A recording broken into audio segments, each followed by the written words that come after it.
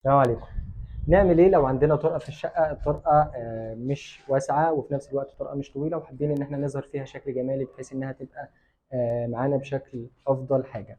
الاول احنا هنا عندنا في الطرقه عملنا البانوهات، الثلاث بانوهات دول بارتفاع مناسيب مختلفه كل واحد فيهم، بحيث ان احنا نرد عليهم من فوق ب ليد عادي بيت نور، بحيث ان هو ينور عليهم. وكمان لسه هنعمل الوان داخليه مختلفه عن البيزك بتاع الشقه.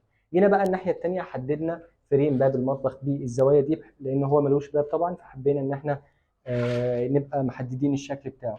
جينا الناحيه الثانيه علشان ما نسيبش الجنب مفتوح كده، وعملنا له شريط الليد بروفايل اكتر من واحد، وربطناه فوق ببيت بالجبسن بورد، بحيث ان هو شكله يبقى بيرد معايا في السقف وفي الحوائط. طبعا هنا كنا مشطبين الطرقه بالبورسلين ابيض، فردينا على الدرج ده بالرخام الجلاكسي الاسود الحبايه الصغيره، بحيث ان انا اعرف ارد على البورسلين الابيض. وكمان بالنسبه لمعابر الاوض ومعابر الحمام والمطبخ برضو بنفس الرخام، بحيث انهم يردوا على بعض.